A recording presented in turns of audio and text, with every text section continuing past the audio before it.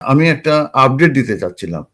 আপডেটটা হচ্ছে যে আপনারা জানেন যে একটি কনসালটেশন হয়ে গেল নভেম্বর থেকে এবং 12 ফেব্রুয়ারি পর্যন্ত। সেই কনসালটেশনটা ছিল হচ্ছে qualifying period for ILR from increasing from 5 years to 10 years. যেটার কনসালটেশন হওয়ার পরে এপ্রিলে এটার উপরে ডিসিশন দেওয়ার কথা ছিল, সেটা হয়নি। পরবর্তীতে এটা সেপ্টেম্বরে এটার উপরে ডিসিশন আসবে, সেটার অপেক্ষায় আমরা আছি। এই ব্যাপারে বিভিন্ন সময় আমি বিভিন্ন রকম আপডেট দিয়ে থাকি। তবে এই যে কোয়ালিফাইং পিরিয়ড ফর 10 ইয়ার্স, এখানে অনেকেই ক্ষতিগ্রস্ত হবে কিংবা অনেকের এর জন্য প্রবলেম হবে। প্রথম যারা বেশি ক্ষতিগ্রস্ত হবে তারা হচ্ছে যে যারা কেয়ার ভিসায় এসেছেন কিংবা আসবেন, তাদের জন্য তাদেরকে 15 ইয়ার্স তাদেরকে অপেক্ষা করতে হবে এই আইএলআর পেতে ইনস্টিটিউট অফ 10 ইয়ার, যদি 10 ইয়ার্স এটা ইমপ্লিকেশন হয়ে থাকে।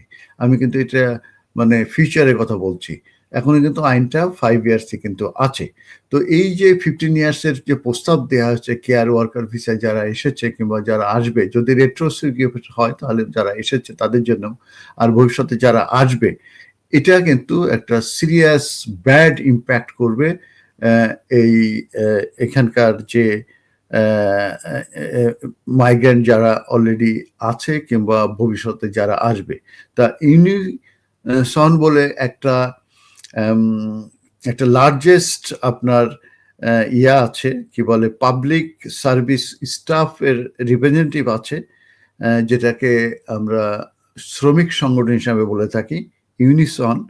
তারা মূলত এই একটি ডে অ্যাকশন করেছে on Friday 24th of April 2026-এ, এবং যারা কেয়ার ওয়ার্কার আছে তারা এবং ইউনিয়ন মেম্বার্স অফ ইউনিসন, তারা ওই দিন যেটা করেছে সেটাকে বলা হচ্ছে ডে অফ অ্যাকশন।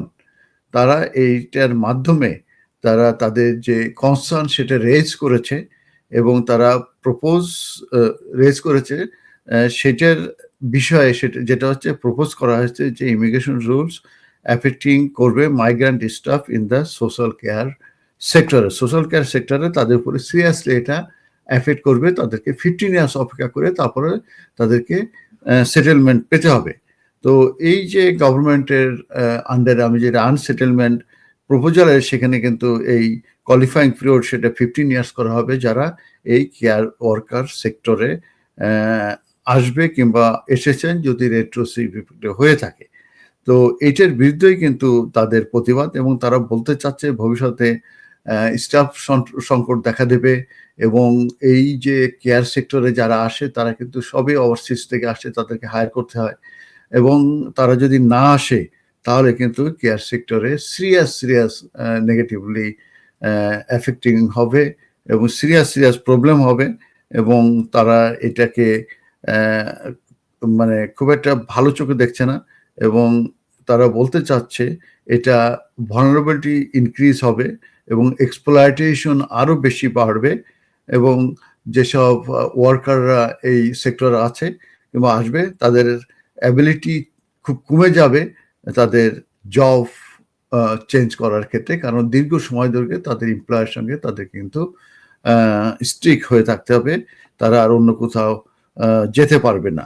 তো সেটার বিষয়ে তারা কিন্তু সিরিয়াসলি প্রতিবাদ করেছে। সেটাই আমি আপডেট দিলাম যে কেয়ার সেক্টরের পক্ষে বিভিন্ন সোশ্যাল অর্গানাইজেশন, চ্যারিটি অর্গানাইজেশন ছাড়াও এই যে ইউনিসন, যেটা আমি বলবো যে একটি শ্রমিক ইউনিয়ন, তারাও কিন্তু এদের সঙ্গে একাত্মতা ঘোষণা করেছে, এবং তারা বলছে যে 15 ইয়ার্স করা এটা খুবই আনরিজনেবল হবে এবং এটা করা উচিত হবে না।